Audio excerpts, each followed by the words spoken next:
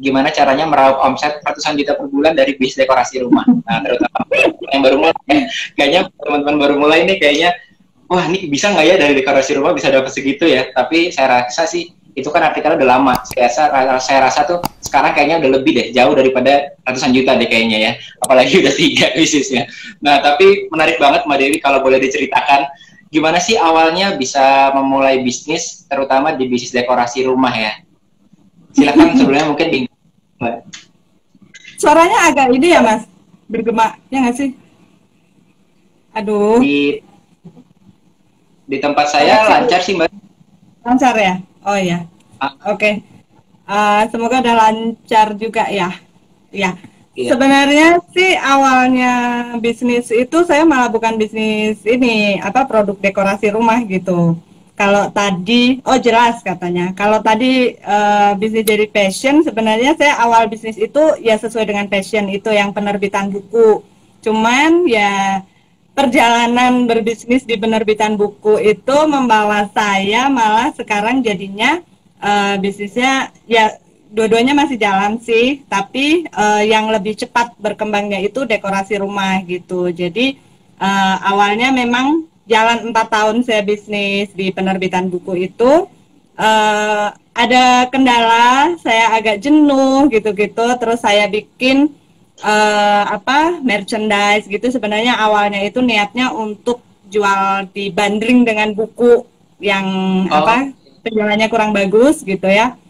Terus saya bikin merchandise kayak sarung bantal sama poster-poster gitu. Tapi dulu awalnya itu semuanya tentang berisi quote-quote tentang buku gitu. Nah, lama-lama iya, jadi bisnis jalan 4 tahun gitu, saya bikin iseng-iseng bikin merchandise kayak gitu.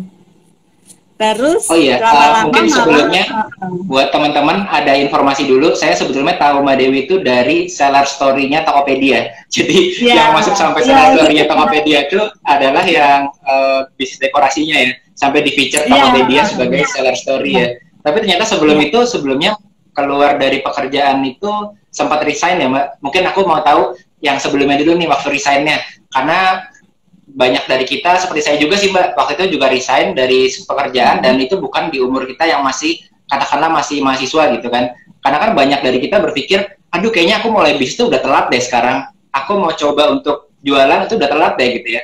Harusnya mulainya dulu nih waktu masih mahasiswa gitu. Ternyata banyak dari teman-teman itu yang kayak saya juga, saya mulainya itu udah kapan ya, 28 hampir kepala 3 bahkan itu saya baru resign dan mulai bisnis ya. Dan makanya itu saya kayaknya, wah ini Mbak Dewi perlu menyemangati teman-teman yang lain juga bahwa teman-teman itu bisa mulai kapanpun gitu ya. Gimana sih Mbak Dewi waktu ceritanya? Nggak ada kata terlambat ya. Kalau misalnya, aduh sayang nih aku udah umur segini masa baru mulai usaha gitu, nggak juga, karena kita kerja juga nyari pengalaman juga kan, yang sekarang ketika kita buka usaha gitu, ilmu yang kita dapatkan di tempat kerja sebelumnya juga kepake banget gitu. Jadi saya juga dulu mulai usaha yang serius, yang penerbitan buku ini, awalnya kan usaha, ya adalah usaha kecil-kecilan di samping kuliah gitu, karena dulu saya juga emang kuliah sambil buka bisnis laundry gitu-gitu. Tapi ketika sambil bekerja, jadi bekerja, kuliah, terus buka usaha laundry. Itu juga buat tambah-tambah juga, tambah-tambah buat biaya kuliah juga. Terus kerja juga, udah kerja 28 tahun saya baru mulai usaha gitu. Terakhir sih saya bekerja di sebuah kampus negeri di Jogja gitu, dan saya awalnya membuka usaha itu karena sudah awal-awal nikah gitu, dan pengen waktu itu sih niatnya itu sebenarnya pengen program hamil gitu biar cepet hamil. Karena dulu pas kerja itu kan stres banget gitu, jadi Sabtu Minggu gitu sering lembur gitu. Terus akhirnya saya memutuskan keluar sambil menekuni, karena saya memang hobi nulis gitu, ngeblog gitu-gitu. Saya akhirnya keluar untuk mulai usaha, yaitu penerbitan buku, sambil misinya biar cepat hamil. Ternyata tercapai beneran ya. langsung dapat anaknya. Tapi emang banyak sekali dari kita yang ngerasa kalau misalnya kita butuh lebih banyak waktu yang berkualitas ya. Kadang-kadang kan aku mau punya banyak waktu nih sama keluarga juga ya. Jadi alasan kita berbisnis bisa jadi beda ya. Ada yang mau bisnis karena hal A, ada yang karena hal B. Tapi kayaknya alasannya Mbak Dewi ini mirip sama saya juga. Karena alasan saya resign juga itu waktu itu. Oh, saya mau keluar resign juga nih supaya lebih banyak waktu sama keluarga gitu. Kalau saya sih ada tambahan sih. Karena memang karakter saya kan agak-agak introvert juga, jadi nggak bisa yang office-nya tuh kayak open plan gitu loh. Satu office, terus ramai semuanya gitu. Kita nggak bisa, untuk orang kreatif sih terutama sih, nggak bisa kayak mencurahkan kreativitas kita di tempat yang open plan kayak gitu kan. Jadi itu membuat saya kayaknya, aduh, udah deh, resign aja, akhirnya mulai bisnis gitu. Nah itu kalau dari saya waktu itu.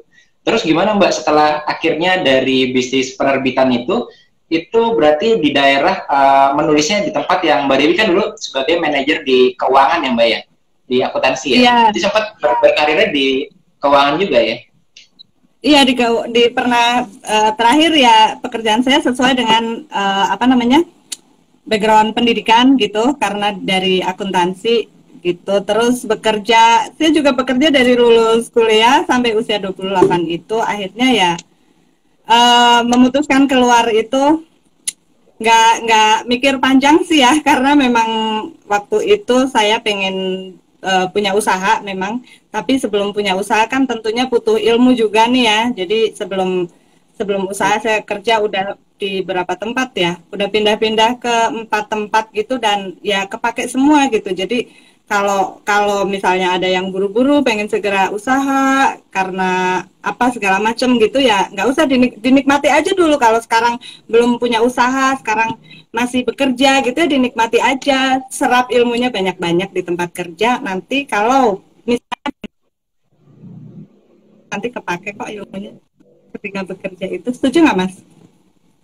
Kok suaraku kurang ini sih di tempatku ya? Ya, setuju banget sih, karena mungkin kadang-kadang kita yang dari awal udah pengen, sekarang kan banyak sekali yang mau jadi entrepreneur, mau jadi pebisnis. Kadang-kadang kita nggak tahu sebetulnya, kadang-kadang udah ada yang sukses di umur 20 tahun, katakanlah 23, 27 mungkin. Tapi kita nggak pernah tahu mereka itu suksesnya sampai kapan gitu kan. Kita nggak pernah tahu kan, yang menebak umur kita sepanjang apa kan kita nggak tahu ya.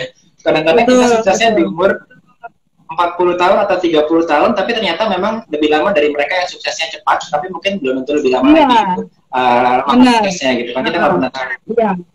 Jadi menurut saya jangan dipaksain gitu ya, jangan aku harus jadi pengusaha gitu. Di umur aku lulus kuliah, aku nggak mau kerja, aku mau usaha gitu, tapi belum punya ilmu apa-apa di dunia bisnis gitu ya, sama aja gitu. Dinikmatin aja, kayak teman-teman saya kan yang masih kerja juga, Mbak gimana dong ajarin bisnis gitu misalnya gitu. Kalau misalnya belum menemukan ide mau bisnis apa atau belum apa, ya udah dinikmati aja dulu gitu loh. Kalau saya sih gitu ya, nggak tahu. Ya, jadi betul. Jangan dipaksain gitu lah ya, karena bisnis juga ada ilmunya kan. Orang kadang bilang udah bisnis yang penting mulai aja dulu gitu ya, kayak slogan apa deh gitu, mulai aja dulu. Tapi kalau nggak punya ilmu babak belur dong kita ya kan. Betul Mbak. Apalagi sekarang yang udah buat slogan tadi, slogannya udah diganti. Oh iya? Udah diganti apa kemarin? Sekarang ini. Apa sekarang ya? Saya lupa kemarin. Kok ini logonya berubah terus slogannya berubah. Iya. Jadi teman-teman ternyata perlu juga untuk memulai sebuah bisnis punya skillnya ya, nggak hanya asal mulai aja dulu ya. Dan ternyata salah satu hobinya Mbak Dewi ini juga adalah membaca ya Mbak. Baca buku. Aku di mana-mana tuh ya gitu, masa guru saya itu buku lah. Saya nggak punya, kalau mentor saya mulai bisnis ya karena suami juga ada usaha gitu ya, jadi saya sedikit banyak juga belajar dari suami. Tapi saya belajar apa aja misalnya tentang leadership, marketing apa gitu, saya lebih banyak bacanya dari buku. Ya. Oke. Sampai sekarang. Biasanya kita kan kalau ngomongin bisnis itu pasti nanyanya awalnya passion kita, gimana nih cara supaya dari passion itu bisa menjadi penghasilan kita nih. Tapi saya melihat bahwa kalau kayak Mbak Dewi ini kadang-kadang kita udah tahu nih passion kita dari buku, ngejalanin ternyata selama 4 tahun passionnya itu tidak bisa menghasilkan secara cukup buat kita. Dan saya yakin banyak sekali teman-teman yang juga mengalami hal yang sama. Tapi Mbak Dewi sudah berhasil melaluinya hingga bisa berhasil membuat sebuah bisnis tanpa harus membuat passionnya itu nggak diurusin lagi, tetap tetap dirawat, bahkan stiletto booknya masih ada sampai sekarang, tetapi Betul, tetap sampai dijalani sekarang juga masih ada. peluangnya gitu. Nah, Iya. itu gimana sih Mbak menurut Mbak Dewi keadaan teman-teman yang mungkin saat ini itu lagi bimbang, aduh passionku nih nggak bisa menghasilkan uang nih, gitu. Aku punya passion tapi kok nggak bisa menghasilkan income buat aku. Nah, itu gimana menurut Mbak Dewi? Jadi gimana ya? Kalau misalnya bisnis berdasarkan passion, padahal nggak usah maksain lah ya. Kalau menurut saya kan passionnya kan nulis sama baca gitu ya. Saya udah punya usaha penerbitan buku. Ternyata saya udah jalan 4 tahun, saya udah berusaha mati-matian segala macam. Dari penerbitan buku itu saya tidak, ya maksudnya kalau dari segi cuan gitu, tidak mendapat banyak dari situ karena memang banyak sekali tantangan di penerbitan buku. Terus ya bedakan aja gitu. Kalau menurut saya bisnis yang sesuai dengan apa namanya passion kita belum tentu itu yang akan jadi jalan kita menuju kesuksesan secara finansial gitu ya. Mungkin kalau secara emosi saya senang banget punya usaha penerbitan buku karena itu sesuai dengan passion saya. Tapi secara finansial penerbitan buku itu tidak bisa membawa tidak bisa. Iya, jadi jangan kekeh dengan passion sih. Kalau passion, misalnya passion di A gitu, terus wah aku passionnya ini gitu, aku harus bisnis ini gitu. Padahal kita harus berjuang dulu nih di sini. Kalau ternyata gagal, ya jangan menunggu gagal juga. Misalnya udah mentok nih, bingung mau diapain lagi gitu, ya nggak apa-apa gitu. Kalau misalnya kita punya ide lain, kita coba gitu. Tapi kalau saya sih, iya, explore yang lain. Jadi jangan dipaksain gitu. Bisnis harus sesuai passion, terus lulus kuliah harus langsung bisnis gitu. Enggak, kita belajar ini aja, alon-alon. Yang penting serius, semangat gitu kan. Ya nggak masalah. Karena pernah ada orang yang bilang kan, kalau dibandingkan kita mengajar passion, kadang-kadang kita yang harus kita lakukan kebalikannya Mbak. Jadi put your passion into your work. Mungkin buat teman-teman yang kerja, teman-teman lulusan sesuatu, tapi teman-teman bekerja di sesuatu yang mungkin nggak berkaitan dengan pekerjaan teman-teman. Tapi saat teman-teman punya passion, berarti passion teman-teman itu di put into the work. Baik teman-teman bekerja, ataupun teman-teman mungkin kayak tadi, pebisnis. Pebisnis berarti kita menemukan peluang bisnis. Peluang bisnisnya udah dapat nih, kayak Mbak Dewi juga ya. Ternyata hobinya itu tetap bisa dijalankan saat berbisnis yang mungkin kelihatannya nggak sama nih, tapi tetap di bisnis itu kita bisa masukkan passion kita ke situ. Nah mungkin ini bisa jadi clue juga ya buat teman-teman ya.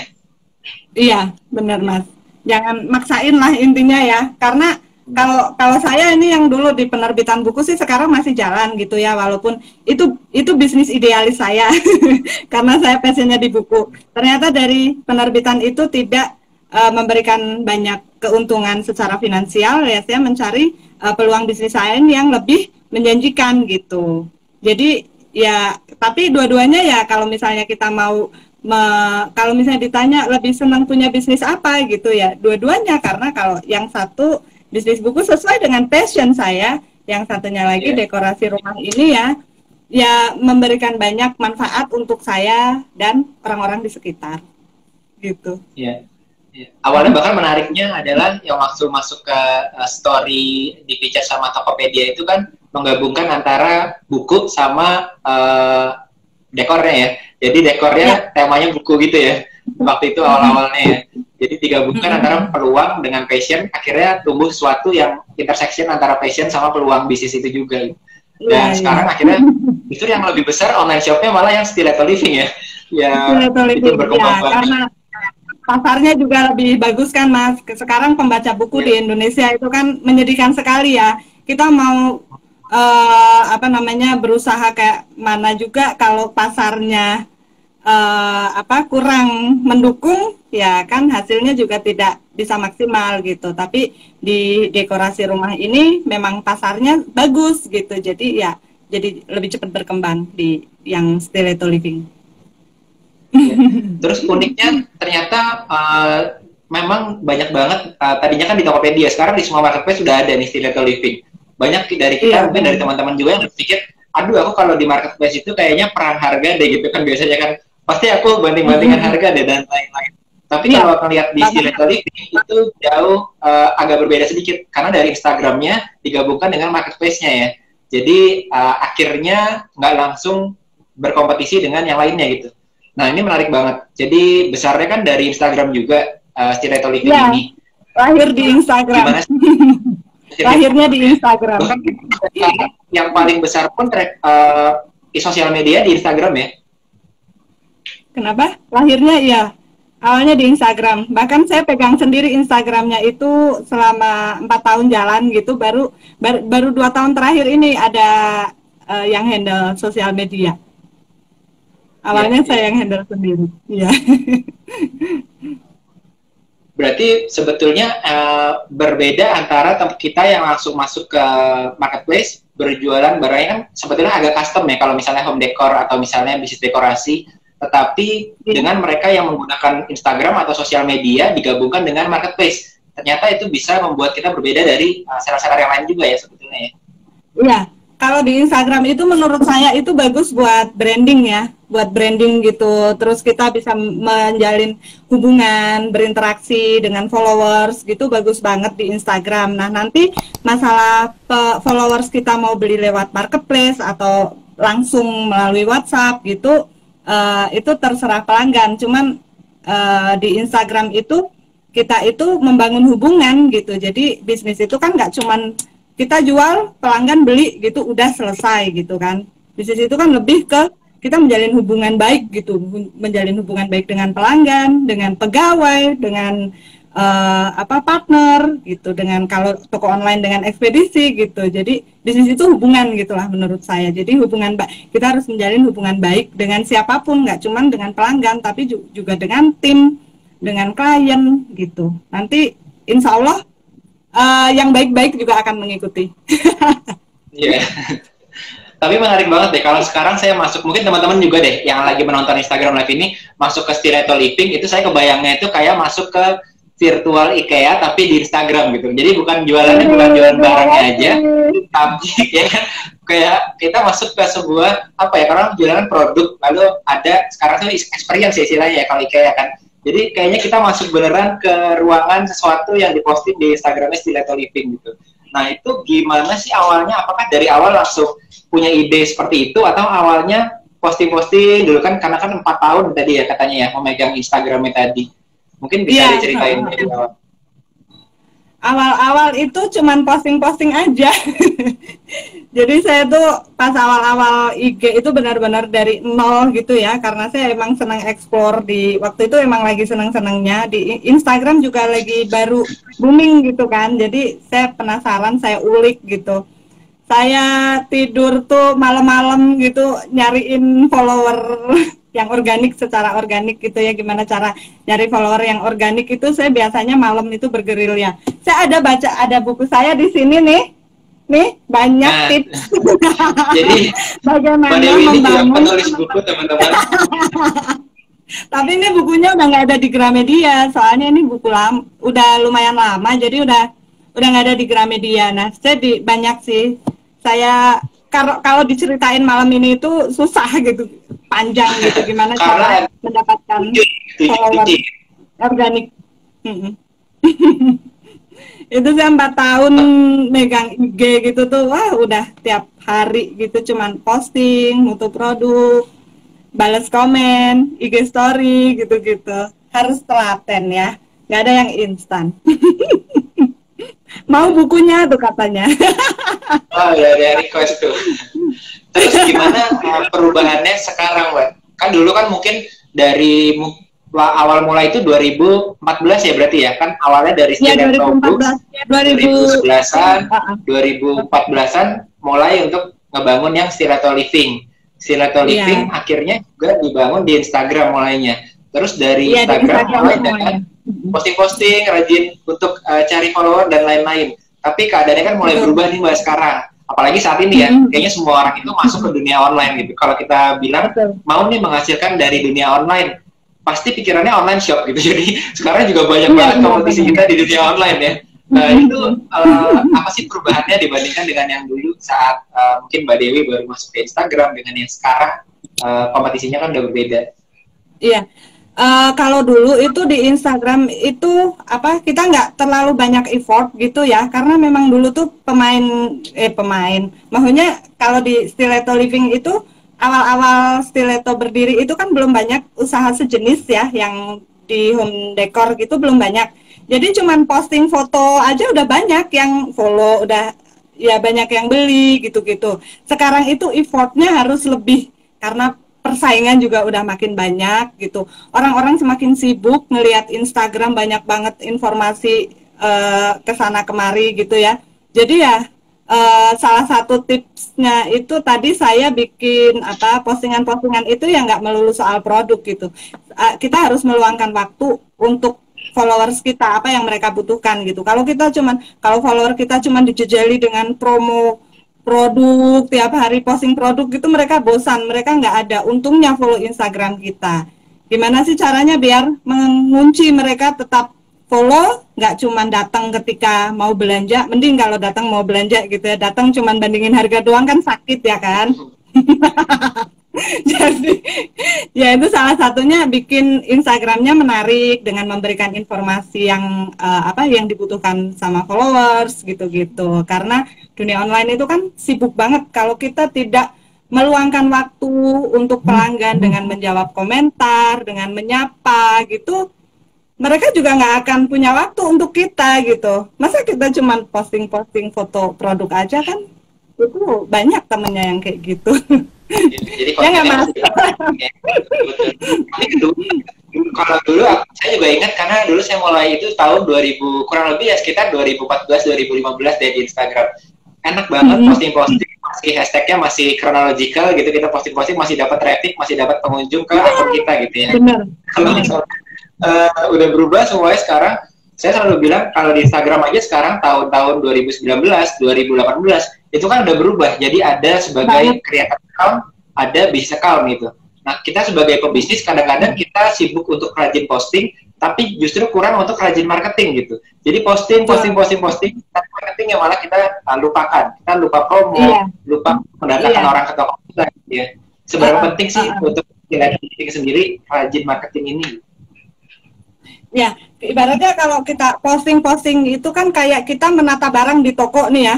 Kita menata barang di toko, kita udah rajin posting gitu. Tapi cuman ditata doang gitu. Kita nggak melakukan aktivitas promosi. Misalnya kayak sekarang, apalagi Instagram itu kalau kita nggak promote gitu, postingan kita juga paling cuman dilihat oleh beberapa orang aja kan ya Mas ya. Jadi ya emang Instagram juga nggak mau orang pakai Instagram cuman yang gratisan aja gitu pasti kalah dengan yang bayar jadi ya kita harus mengalokasikan uang untuk biaya promosi untuk endorse untuk giveaway gitu jadi harus rutin juga yang kayak gitu kalau kita cuman posting-posting doang ya ibaratnya kita cuma nata barang doang tapi kita nggak mengundang orang untuk datang ke toko kita gitu ya percuma gitu banyak barang tapi nggak ada yang beli gitu jadi ya kita harus melakukan aktivitas marketing juga gitu dengan yaitu tadi kalau saya sih banyak kan Instagram yang paid promote terus endorse sama endorse juga bukan endorse yang artis-artis besar gitu enggak yang followersnya 100 ribuan gitu udah cukup terus giveaway gitu-gitu kalau masih bukan besarnya ya tapi rajinnya ya Mbak ya kadang-kadang kita berpikiran aduh saya punyanya budgetnya X rupiah gitu udah kumpulin semua budgetnya sebesar itu kita masukin ke influencer yang besar banget kita kasih ke dia ternyata ngasihnya cuma bisa sekali doang selama sebulan atau bahkan beberapa bulan ya kadang-kadang kita percuma juga ya kuncinya bukan di bisa seberapa besarnya tapi rajinnya ya Mbak ya jadi selalu kita rajin promosi terus menerus ya jangan berhenti ya.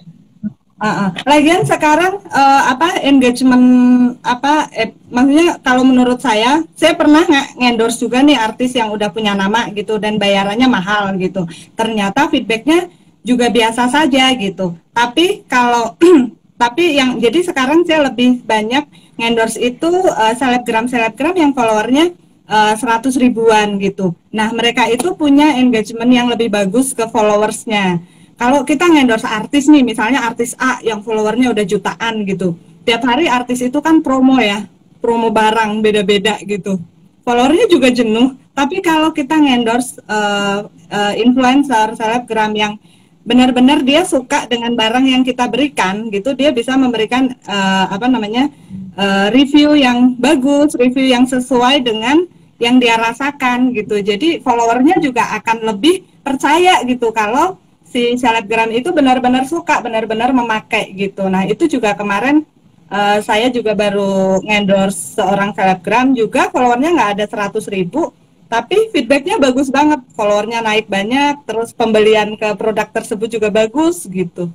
Jadi kalau saya sih lebih suka endorse selebgram yang followersnya masih ini aja sih. Jadi dengan budget yang sama kita bisa endorse orang lebih banyak daripada endorse satu artis besar, tapi ya kalau pengalaman saya feedbacknya kurang bagus gitu. Nggak tahu kalau yang lain ya. Mungkin saya kurang beruntung aja. Dalam sehari ada bukan cuma 10, mungkin 20, mungkin 30 barang online shop yang masuk ke sana, terus mereka nggak sempat memperhatikan, misalnya kita cuma bisa untuk dapat satu post doang, dapat satu story doang gitu. Mereka nggak sempat untuk memperhatikan online shop kita, lalu masuk ke tempat kita ya. Betul. Jadi kayak formalitas aja kan biasanya kalau yang artis-artis, apalagi cuma nongol di story gitu kan. Kurang emosinya kurang dapat gitu. Ya, karena memang nggak hanya engagement-nya bagus, tapi juga kita harus lihat cara mereka review ya ternyata ya. Sebenarnya dia review benar antusias nggak sih, terus pembawaannya enak nggak sih? Iya. Apalagi sekarang orang-orang udah apa namanya ya, udah followers artis-artis itu kan udah banyak banget, mereka lihat tiap hari dia posting apa aja diposting, dari tas KW juga dibilang asli juga banyak gitu. Kepercayaan ya, ini maaf ya kalau ada artis yang nonton, kepercayaan ke artis, karena saya juga kesel gitu ya, ada artis besar gitu dia di endorse tas, padahal tas KW dia bilangnya original gitu, aku udah nggak percaya lagi sama itu artis. Mohon maaf nih. Betul. Tapi teman-teman memang saat ini teman-teman kalau mulai berbisnis itu, saya tahu juga kayak Mbak Dewi nih, itu udah pengalaman sebelumnya itu offline juga ya, jadi promosi offline juga, bahkan sampai sekarang juga ada tokonya kan, Stiletto Living kan, ada offline store juga. Nah biasanya kita yang datang dari offline ini juga punya kesadaran bahwa buka bisnis di offline itu jauh lebih tinggi dan lebih mahal budgetnya dibandingkan kita berpromosi di online gitu. Kadang-kadang kita ibu rumah tangga, kita udah mau jualan di bazar dan kita bahkan mau membayar katakanlah 500.000 ataupun 1 juta buat buka booth di bazar tersebut. Padahal nggak pasti juga dapat pembeli juga. Tapi begitu di online, di Instagram dicarikan pembeli ya, kalau sama Instagram kan kita ragu-ragu untuk mengeluarkan jumlah yang sama untuk kita mau coba bazar gitu misalnya ya. Kadang-kadang kita mindsetnya. Jadi gimana Mas? Ya kadang-kadang mindset itu penting banget ya, mindset sebagai pebisnis. Artinya kalau teman-teman di offline pernah coba nyetak baju custom, lalu teman-teman coba bazar di sekolahan, bayar 500.000. Bayangkan kalau teman-teman sekarang memulai bisnis di online, tapi mindsetnya masih, ya udah deh aku organik aja deh, aku posting-posting aja, aku gratis aja gitu. Tapi ada kompetitor kita itu yang menggunakan strategi yang jauh berbeda dengan kita. Gitu. Kapan kita bisa nyalip mereka? Kadang-kadang kita nggak bisa nyalip mereka karena mereka pernah kencang jalannya, kita posting-posting aja gitu, nggak nyampe-nyampe akhirnya. Lalu yang menarik dari Stiletto Living ini ternyata juga ada offline store juga ya Mbak, di yang baru tuh di Cempaka Mulia ya. Di saya tadi jatuh ya. Tapi sebelumnya ada workshopnya di Manguharjo ya. Itu juga ada. Nah, uniknya salah satunya Mbak Dewi ini juga pernah mengisi di Woman Will ya untuk Google My Business. Nah, jadi sama sekarang ada di komunitas Woman Will juga. Iya. Jadi seberapa penting sih mengintegrasikan bisnis online kita sama bisnis offline kita? Saya bilangnya lokal marketing. Jadi memarketingkan di online iya, tapi di offline juga nggak boleh dilupakan juga. Iya benar. Sebenarnya kalau yang toko offline-nya itu juga karena saya mengikuti pasar ya. Emang pendengar pasar yang baik. Jadi dulu itu sebenarnya nggak niat punya toko online, toko offline gitu. Jadi di kantor itu ya sebagai gudang. Lama-lama banyak yang orang-orang Jogja yang pengen datang gitu ya, pengen beli langsung gitu ya, udah datang ke situ.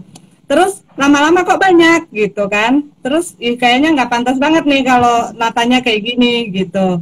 Akhirnya pas udah ada dana gitu ya cari ruko, saya sewa ruko yang lebih besar dan benar-benar ditata. Nah dari situ baru mulai berani ya masukin ke Google My Business, terus kadang juga saya ngundang influencer Jogja untuk datang ke store untuk nge-review gitu-gitu. Jadi dan sekarang sudah pindah lagi di Condong Catur. Alhamdulillah udah punya sendiri, Cila gaya banget sih.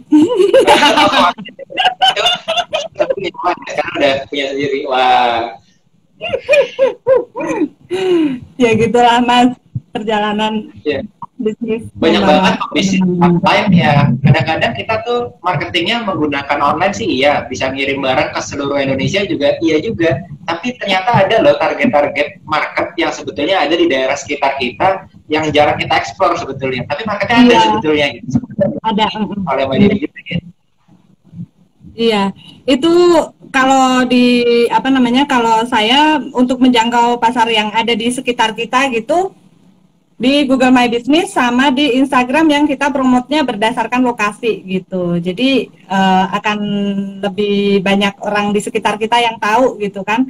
Kadang kayak Sileto gitu kan, kalau dilihat dari di Instagram itu 40% orang Jabodetabek. Yang lain Surabaya, Bandung ini. Orang Jogja cuman sedikit gitu. Jadi ya ampun PR banget nih, masa orang-orang luar Jogja aja udah pada tahu, yang di sekitar kita malah nggak tahu. Gimana caranya sih? Ya udah itu dengan cara saya diseriusin di Google My Business itu, diisi produk-produknya juga, ada artikelnya juga gitu-gitu. Terus kalau ada review juga dibales, sama ya di Instagram sering dipromot gitu-gitu kan, dan ternyata dari situ jadi banyak gitu yang tahu. Oke, tapi itu memang ngefek ya Mbak. Mungkin banyak teman-teman di sini yang juga punya pertanyaan yang mirip dan sama kayak saya juga. Aduh, aku mau mulai nih di Google My Business, tapi aku belum pernah pakai karena kan mainstream medianya biasanya adalah Instagram. Gitu. Lalu jualannya adalah upload ke online, lalu jualan ke seluruh kota yang ada di Indonesia. Gitu. Oh ya. Mbak Dewi sudah menerapkan marketing ke lokal juga ke sekitar. Emang itu works nggak sebetulnya gitu? Ada teman-teman yang juga bertanya mungkin di Instagram Live ini. Ngaruh sih. Saya beberapa kali membawakan materi tentang Google My Business di Women Will Google itu. Dan kalau buat teman-teman yang punya usaha, yang jualannya juga di rumah atau punya tempat yang offline yang bisa didatengin orang, itu harus banget gitu malah punya itu. Karena kadang kan orang sekarang apalagi kalau kayak gitu kan juga bisa dijangkau oleh jadinya lebih, sekarang kan orang juga nyari googling gitu kan sering ya. Nah di Google My Business itu pasti SEO-nya lebih bagus dibandingkan web yang kita bangun gitu. Jadi daripada bikin web mahal-mahal, misalnya budgetnya masih terbatas, mendingan bikin aja Google My Business. Di situ juga fungsinya sama dengan web, kita juga bisa malah lebih lengkap ya menurut saya, dan lebih gampang dioperasikan dan gratis gitu. Penting banget, semuanya harus dicoba sih. Dioptimasi ya, kalau nanti udah niat mau dioptimasi gitu baru dibudgetin mau dikasih budget promo berapa untuk Google AdSense-nya gitu. Ya. Sekarang juga Google My Business bisa dipromot juga ya kayak Instagram yang bisa dipromosikan. Iya. Oh iya ya, saya malah belum tahu tuh Mas. Oh iya. Kemarin baru iseng-iseng lihat juga ternyata banyak banget fitur-fitur yang sebelumnya kita nggak tahu, tapi ternyata banyak banget yang berguna untuk bisnis kita yang punya online store ya, punya kedai, punya kafe, punya klinik, gitu, punya restoran. Kadang kita punya kafe, masuknya ke Instagram, tapi orang begitu mau ke kafe kita, mereka harus nyari directionnya kemana, terus mesti nyari juga ini kemana, dan lain-lain ya. Iya, kalau betul. Kalau kita udah daftar di Google My Business kan kita tinggal naruh linknya aja di Instagram, orang lebih gampang ngekliknya kan. Sekarang kan orang semakin malas ya Mas ya. Jadi kalau udah ditautkan di bio Instagram kan orang lebih mudah juga ngekliknya. Ternyata juga banyak juga yang kunjungan yang dapatnya dari Instagram. Oke. Mbak, kalau misalnya tadi kembali lagi ke yang bisnis, setelah udah berbisnis masuk ke Stiletto Living, bahkan sekarang juga ada offline store-nya, lalu sempat ada Stiletto Living Project ya, itu menarik banget deh karena masuk ke interior design dan mendekorasi lokasi-lokasi ya, tempat-tempat ya. Kalau passionnya desain dan dikasih kesempatan kayak gitu, kayaknya itu benar-benar sebuah kesempatan yang menyenangkan ya, bisa ngedesain banyak tempat kayak gitu ya, membuat tempat yang benar.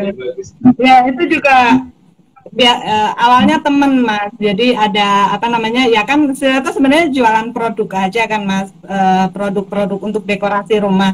Cuman kan kadang orang yang maksudnya orang yang baru mau mendekorasi rumah kadang bingung, aku pengen beli produk ini tapi nanti ditaruhnya di mana ya gitu, terus minta tolong saya, Mbak sekalian dong di iniin gitu.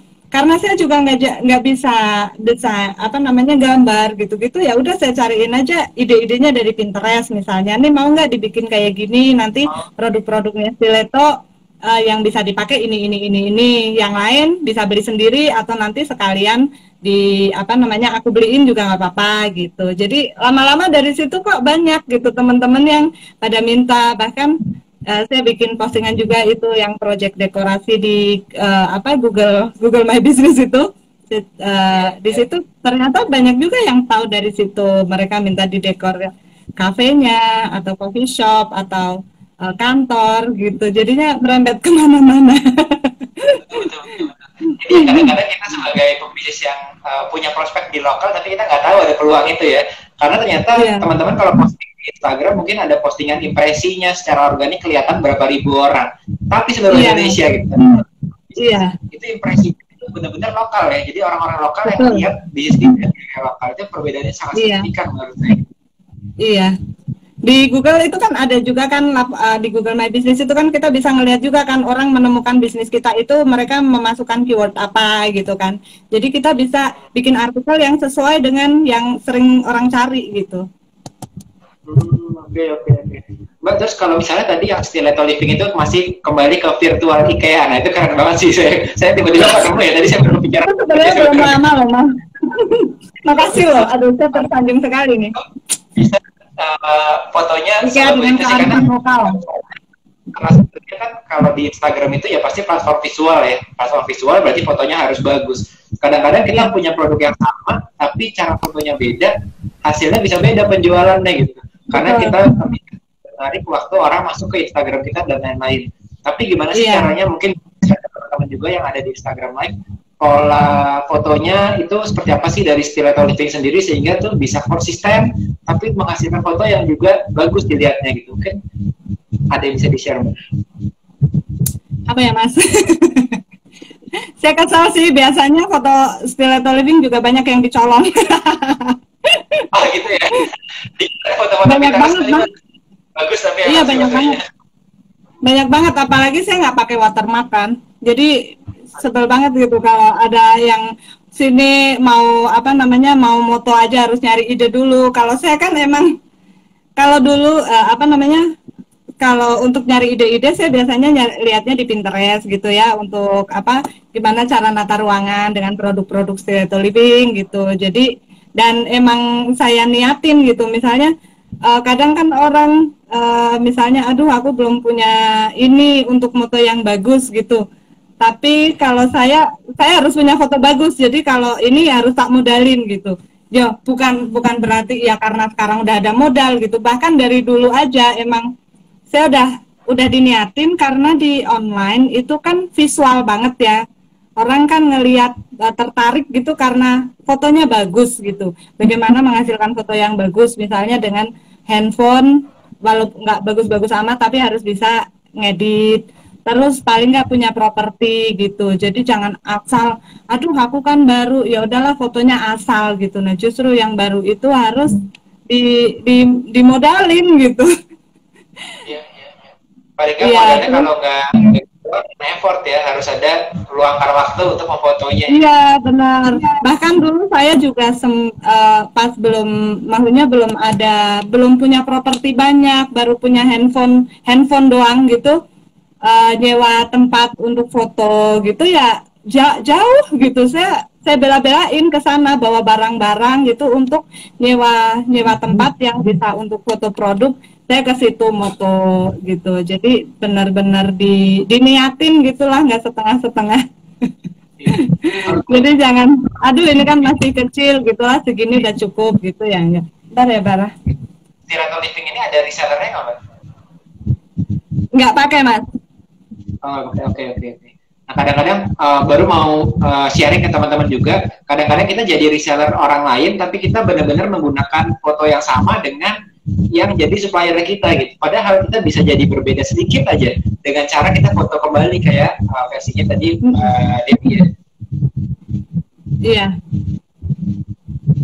Itu berarti dari mulai sebaiknya kalau teman-teman yang sekarang katakanlah, oh ternyata foto itu penting banget ya karena emang senjatanya di dunia online di Instagram ya foto. Iya. Cuma karena ya konten Instagram itu kan visual banget. Tapi fotonya ternyata bagus ya. Tapi teman-teman harus foto dulu dipromosikan. Nah, mengenai ini berarti biasanya dari segala aktivitas yang kita lakukan di Instagram, mungkin dalam sehari, dalam 2 hari itu harus kita spending membuat foto yang bagus di Instagram kita ya. Benar-benar kita ambil fotonya ya. Atau iya, betul. Karena Instagram itu kan visual banget ya. Jadi kalau orang kita punya toko gitu, orang datang bisa memegang gitu-gitu kan. Tapi kalau Instagram kan foto itu kan benar-benar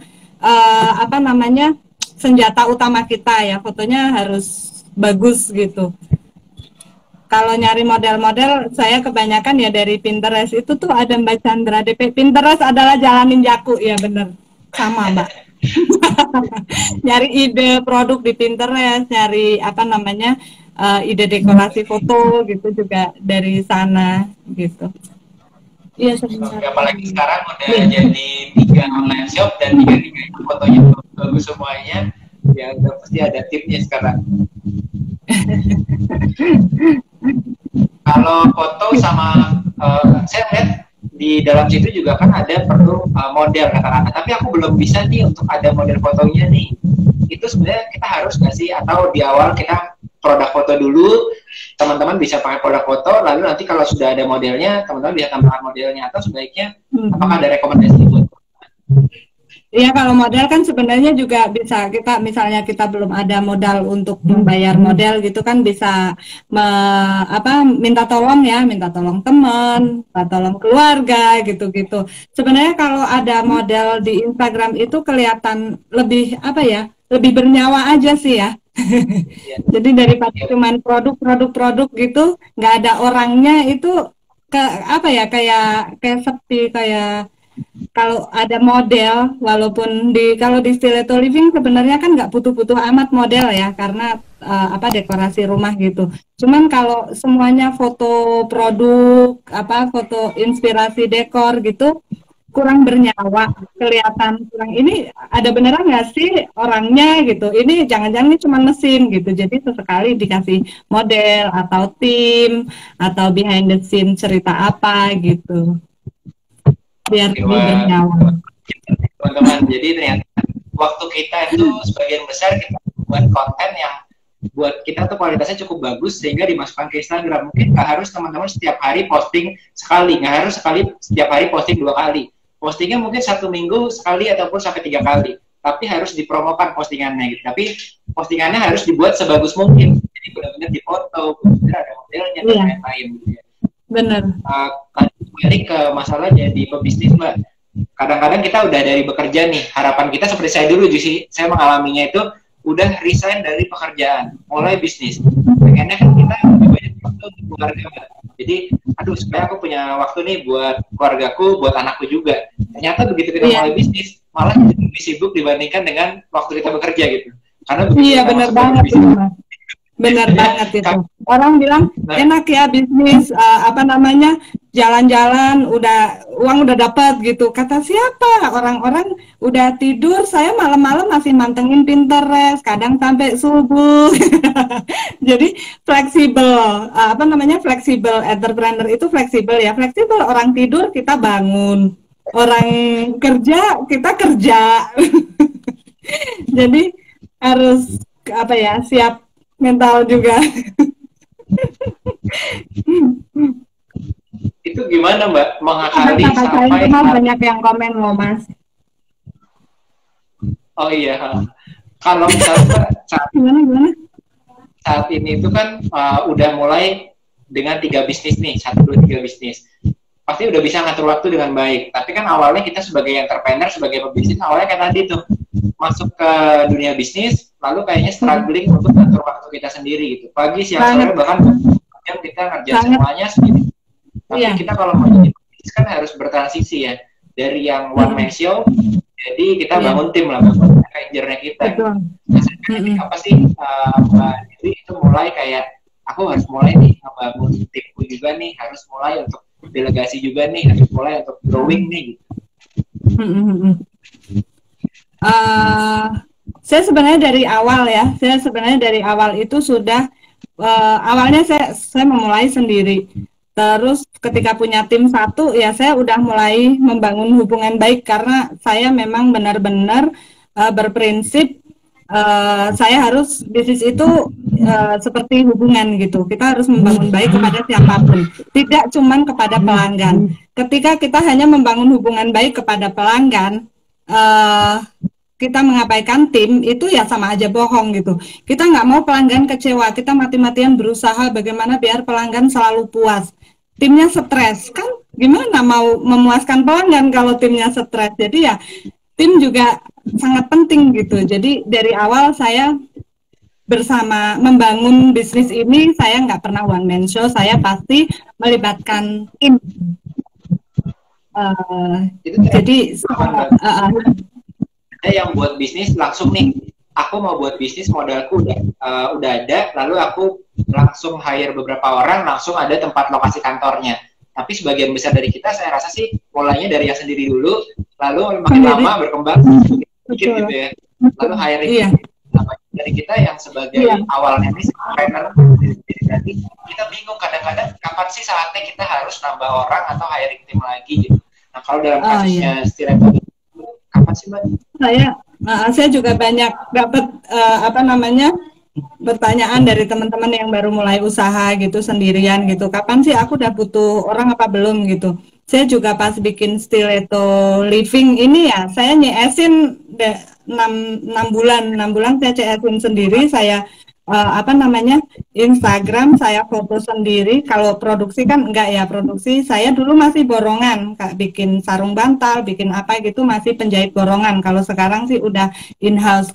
Jadi dulu saya CS-in sendiri, saya foto produk, saya upload di Instagram, terus saya mulai buka Tokopedia itu ketika sudah punya CS. Nah, ketika udah mulai kewalahan, terus ternyata kalau dengan penghasilan segini aku sudah bisa bayar CS belum ya gitu. Karena saya seneng pegang Instagram, jadi yang saya nyari orangnya ya untuk handle sebagai CS gitu. Kalau misalnya ada yang orang seneng jadi CS, aku nggak suka nih, aku nggak tahu nggak suka mainan IG atau apa, ya cari aja orang yang buat handle Instagram kalau memang sudah kewalahan gitu. Dan kalau sudah ada budget untuk membayar orang. Nah, terus saya juga pengen nyampein juga nih, kalau misalnya kan saya sering dapat pertanyaan, aku belum punya omsetku baru segini, belum cukup untuk membayar CS UMR gitu, sesuai UMR. Kalau menurut saya kalau membayar gaji sesuai UMR itu wajib. Ketika kita belum bisa memberikan gaji sesuai UMR, ya dipotong aja jamnya sesuai dengan yang misalnya UMR di Jogja 2 juta dengan jam kerja misalnya sehari 8 jam. Kita cuma bisa membayar 1 juta. Ya berarti jam kerjanya separuhnya gitu. Itu akan membuat pegawai juga merasa dihargai sesuai dengan kapasitas, sesuai dengan yang mereka berikan ke perusahaan kita gitu. Jangan sampai kita istilahnya menzolimi pegawai gitu. Usahaku kan masih kecil gitu, aku belum bisa menggaji mereka sesuai UMR gitu ya. Sesuaikan aja jamnya gitu, karena tim yang bahagia itu akan membawa kebaikan untuk usaha kita. Cela. Betul ya, karena kadang-kadang kita bukunya Mbak Dewi kan juga ada tadi Entrepreneur Talks ya. Saya lihat pembukaannya itu adalah mengenai tadi ya, kesalahan umum entrepreneur pemula. Bisnisnya udah dikelola mulai berjalan, tapi bukannya mengembangkan, tapi merasa cukup gitu ya. Kadang-kadang merasa cukup sebagai UMKM ini yang membuat justru bisnis kita nggak besar. Bukan kita nggak bisa lebih besar lagi ya, tapi kita merasa ya deh udah cukup nih. Awalnya mungkin kita membuat bisnis supaya bisa sama keluarga, sama anak kita. Tapi ya udah kalau udah tercukupi, akhirnya kita nggak berpikir lebih lanjut lagi nih, bahwa kita bisa membantu orang yang lebih loh sebenarnya gitu ya. Betul. Iya. Harus ada goalnya juga sih ya. Kita misalnya kalau kita diniatin bisnis agar kita bisa bermanfaat untuk orang banyak, bisa memberikan lapangan pekerjaan untuk lebih banyak orang gitu, itu kita bakalan lebih semangat gitu ya. Tapi kalau misalnya ada aja sih, misalnya aku pengen bisnis kalau biar aku bisa beli rumah gitu. Ketika sudah bisa beli rumah, biasanya udah melempem gitu. Tapi kalau kita diniatin, kalau usahaku berkembang akan lebih banyak orang yang menerima manfaat, akan lebih banyak orang yang bekerja di tempat kita gitu. Itu insya Allah semangat kita untuk mengembangkan usaha itu juga akan terus terjaga. Kalau saya sih gitu, Mas. Saya barusan melihat ada di story-nya Mbak Dewi itu mantan karyawannya ya, itu sampai punya bisnis sendiri juga sekarang. Wah, ini itu kayaknya seorang leader atau seorang kita bisa bilang pemimpin lah, atau seorang pebisnis itu bisa bermanfaat tuh bukan cuma kita bisa menjadi income buat diri kita sendiri ya, tapi saat leadernya bisa menjadi cetak leader baru lagi. Jadi leader bukan bisa jadi pemimpin aja, memimpin orang, tapi mencetak pemimpin baru yang lainnya gitu. Itu juga bisnis, bukan bisnisnya buat kita, bisnis buat kita, tapi mencetak pemimpin lainnya lagi. Biasanya lebih berguna lagi buat orang lain. Iya. Kan di Indonesia ini masih kurang banget kan Mas entrepreneur itu kan. Jadi kalau saya di kantor juga ada arisan ilmu. Di kantor itu biar nggak bosan itu sebulan sekali arisan ilmu. Jadi teman-teman itu biasanya saya minta baca buku atau ngapain gitu untuk share ilmu yang mereka sukai, didengerin banyak orang gitu. Terus saya juga nggak pernah menghalangi misalnya orang di tim saya itu bekerja terus habis itu nanti keluar jadi bisnis, punya bisnis atau apa gitu, saya malah sangat mendukung gitu, karena saya bahkan sering menekankan di Stiletto Living itu kita belajar bareng gitu. Saya senang banget kalau misalnya nanti ilmu yang ada yang kalian dapatkan di kantor ini nanti berguna, siapa tahu keluar dari sini bisa jadi pengusaha lebih sukses gitu kan. Jadi biar mereka juga bekerja dengan maksimal, dengan semangat seperti itu gitu. Kurang dari 10 menit nih Mbak, kita coba lihat pertanyaan yang ada di bawah ya. Oh iya, kayaknya udah banyak banget loh Mas. Ada yang nanya nih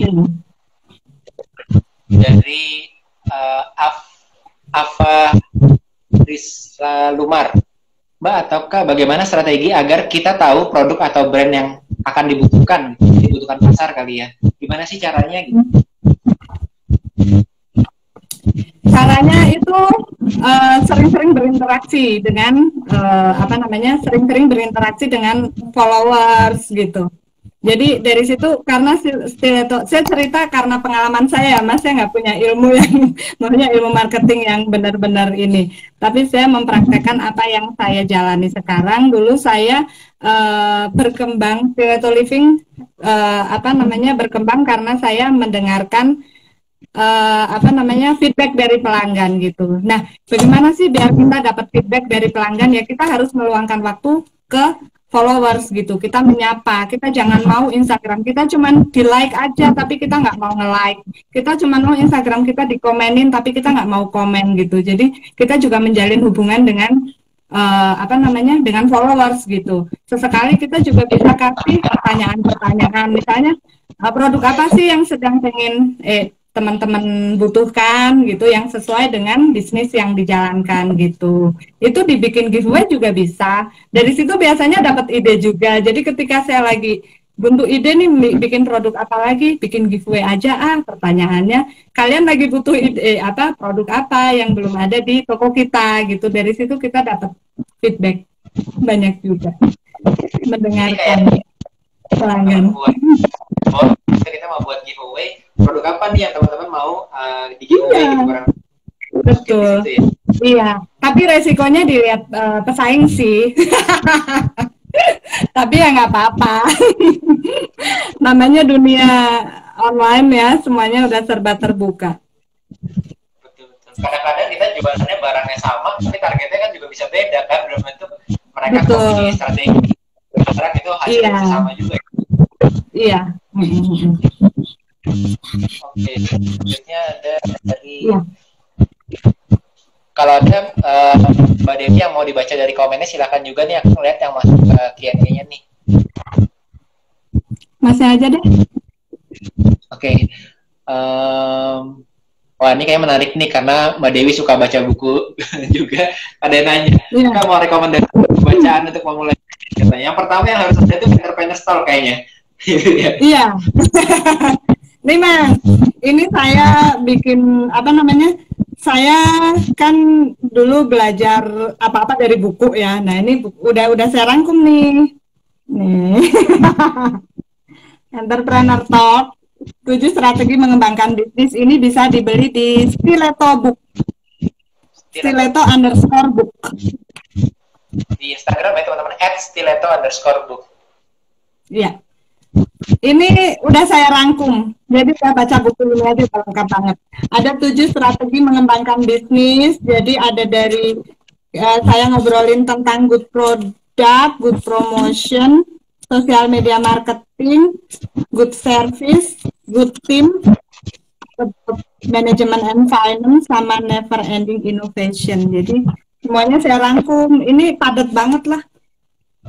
Kalau mau lihat reviewnya di Tokopedia banyak kok, alhamdulillah bagus-bagus. Semoga bermanfaat.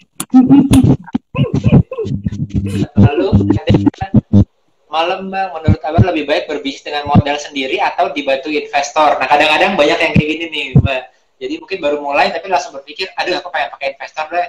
Kan sekarang kan modelnya model-model orang-orang startup ya ceritanya. Tapi pada waktu kita kan mulai sendiri nih gitu. Nah kalau dari lebih baik yang mana? Kalau saya nggak ada pengalaman ya kalau pakai investor itu seperti apa. Cuman kalau misalnya saya memulai itu bisnis sendiri lebih ini aja gitu ya. Lebih enak gitu, mau ngapa-ngapain gitu lebih bebas gitu. Kita mau biasanya kalau misalnya kita pakai investor kan mau berkreasi mau apa gitu kan harus persetujuan juga, terus kita juga harus memberikan report yang detail atau apa gitu, jadi kurang bebas. Nah mungkin Mas Yosef bisa kasih pandangan lain. Kalau saya sih lebih nyaman dengan usaha sendiri, dengan dana sendiri itu nggak harus keluar dari uang sendiri. Kita misalnya memang benar-benar belum ada modal, bisa pinjam juga, misalnya pinjam ke orang tua atau kemana. Kalau saya sih dulu nabung. Jadi kalau saya lebih milih untuk memakai modal sendiri aja karena pertanggungjawabannya juga lebih sedikit gitu, pressure-nya juga lebih sedikit. Mungkin Mas Yosef bisa memberikan pandangan lain kalau pakai investor gimana? Kalau baru mulai bisnis ya Mas, terutama itu kita biasanya udah dulu satu untuk nambahin suntikan dana ke bisnis kita, atau yang kedua cepat-cepat berpartner. Kadang-kadang juga menjadi bisa berpartner dua juga ya, berpartner di awal di bisnis. Karena sebetulnya teman-teman yang baru mulai berbisnis itu banyak sekali kapasitas diri kita yang masih bisa ditambahkan lagi, masih bisa teman-teman belajar lagi. Sehingga teman-teman sudah tahu ya kita bisanya di mana, kita kurangnya di mana, kita sama siapa, investor yang ambil yang mana. Itu udah tahu saat teman-teman jalan bisnisnya. Iya betul banget Mas. Kecuali kita udah bisnisnya udah settle, udah punya bisnis plan yang bagus, terus kita ilmunya juga udah banyak, itu nggak apa-apa kalau misalnya langsung mencari investor gitu. Cuman kalau misalnya baru coba-coba gitu, mendingan pakai modal sendiri aja dulu gitu. Biar pressure-nya juga banyak. Sekarang ada yang mungkin teman-teman menyaksikan di sini ada yang masih kuliah, mungkin dari kuliah ke dunia pekerjaan aja itu adaptasinya banyak nggak? Banyak banget ya. Dari kita kuliah masuk ke dunia kerja harus pakaiannya berubah. harus cara berbicaranya berubah, cara berbisnisnya berubah, cara berpola kita berinteraksi berubah. Sama aja teman-teman, dari dunia mahasiswa ke dunia bisnis atau dari dunia karyawan ke dunia bisnis, itu adaptasinya juga banyak banget. Jadi pastikan teman-teman belajar dulu, teman-teman beradaptasi dulu. Kalau udah tahu semuanya, kapasitas teman-teman udah naik, lalu setelahnya baru teman-teman memutuskan, aku kayaknya mau berpartner nih di bisnis yang ini nih sama si ini, misalnya gitu ya. Iya, betul. Setuju banget. Terus ada lagi ini, mungkin ini saya scroll kayaknya cukup banyak juga. Iya, banyak banget Mas dari tadi. Kapan memutuskan usaha untuk bangun tim? Tadi udah ada judul bukunya apa yang dibaca tadi, Entrepreneur Talk, teman-teman. Lalu passion dalam diri. Tadi juga udah dibahas bahwa teman-teman put passion into the work. Nah, ini mungkin bagus, Mbak. Cara membangun mental sebagai seorang pebisnis gimana? Mungkin kalau misalnya gagal, kalau misalnya seperti tadi kan Mbak Dewi udah nyoba 4 tahun loh gitu. Kadang-kadang kita nyoba baru 6 bulan aja, nggak untung udah tutup ini gulung tikar gitu. Tapi Mbak Dewi nyoba sampai 4 tahun.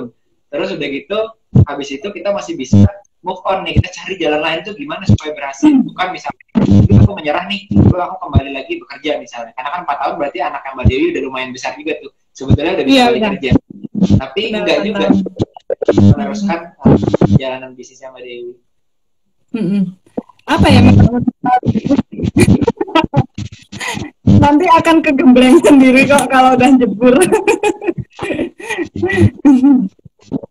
Jangan jangan, aduh klise banget sih jawabannya Mas, saya nggak punya jawaban yang bagus ini kayaknya. Membangun mental bisnis itu akan terbangun sendiri nanti ketika udah mulai bisnis. Jangan gampang putus asa. Belajar sih kalau saya, jangan berhenti belajar. Nyemplung dulu ya Mbak ya, nyemplung dulu lalu adaptasi. Saya bilang kayak orang. Dan benar,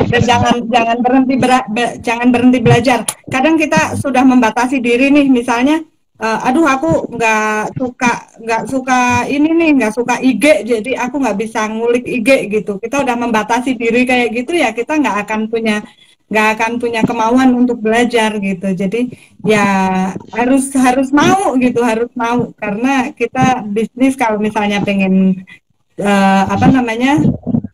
pengen cepat besar ya, kita harus mau belajar apa aja yang biar jalan menuju ke sana lebih mudah. Cela. Ya, benar sih. Memang kalau misalnya lulus sekolah itu kesannya kita nggak perlu udah nggak perlu tambah lagi ya Mbak ya. Tapi waktu sekolah teman-teman kita belajar untuk belajar gitu. Jadi bukannya belajar buat dapat sertifikat ya. Ternyata caranya belajar tuh kayak gitu loh. Nah, setelah teman-teman selesai dari kuliah, selesai dari pekerjaan, itu teman-teman udah ngerti cara mencari yang baru gimana. Saya ingat sebuah quote orang bilang bahwa orang yang terdidik itu bukan mereka yang punya sertifikatnya banyak, tapi mereka yang ngerti cara belajar dan bertumbuh lagi dan masuk ke bidang yang mereka belum ngerti, lalu kita tambah lagi ilmunya. Nah itu sebenarnya itu orang yang terdidik tuh yang karena mereka selalu Iya, jangan lelah belajar. Celah. Ada nggak judul lagu jangan lelah belajar? Saya aja nih Mas ya, sampai sekarang saya masih suka ya baca buku. Ini baca buku terakhir yang saya baca. Ini Unbranding. Unbranding. Terus saya kalau habis baca buku, saya tuh bikin rangkuman kayak gini. Ini sampai sekarang nih.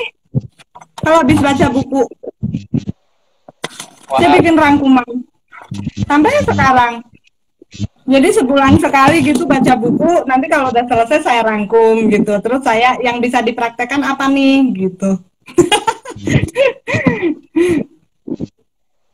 Betul. Ini salah satu tips yang bagus teman-teman. Jadi kadang-kadang kalau kita belajar, habis itu tadi ada sharing juga lagi. Mungkin tadi hasilnya di-share juga ke timnya tuh, timnya Mbak Dewi. Kadang-kadang kan kita dengan sharing jadi lebih ngerti ya. Iya benar. Iya, saya kadang juga update di Instagram buku, habis baca buku apa gitu kan, baca terus nanti ngetik di IG, terus nanti bisa dibaca-baca lagi di caption gitu. Jadi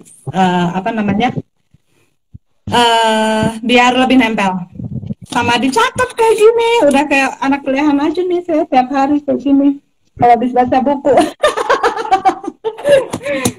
Sampai sekarang. Iya.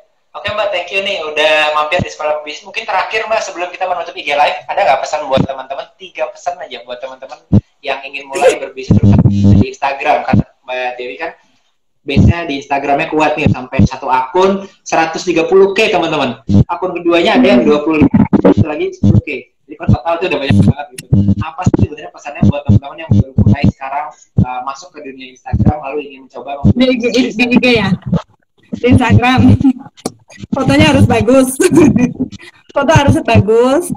Terus harus ada budget promosi. Budget promosi itu bisa untuk endorse atau mengadakan giveaway atau untuk Instagram promote itu. Terus yang ketiga apa dong? Foto bagus sama promosi, udah 2 aja mas cukup. Oh, sama ini dong, berinteraksi. Kita jangan punya Instagram, jangan cuman dipakai buat posting foto, terus habis itu ada orang komen, ada orang DM itu nggak pernah dibalas gitu, itu salah banget. Itu ibaratnya ada orang minta tos nggak kita jawab. Itu tuh salah banget gitu. Jadi Instagram itu sosial media akan berfungsi kalau kita berinteraksi gitu. Jadi berinteraksilah di Instagram, akan banyak dapat feedback dari followers di sana. Insya Allah. Oke, thank you Mbak udah mampir di Sekolah Pebisnis. Kayaknya teman-teman mendapatkan insight yang bagus-bagus juga nih, terutama buat bisnis. Semoga bermanfaat ya. Maaf ya teman-teman kalau seringku. Kalau mau seadanya masuk ke akunnya apa Mbak?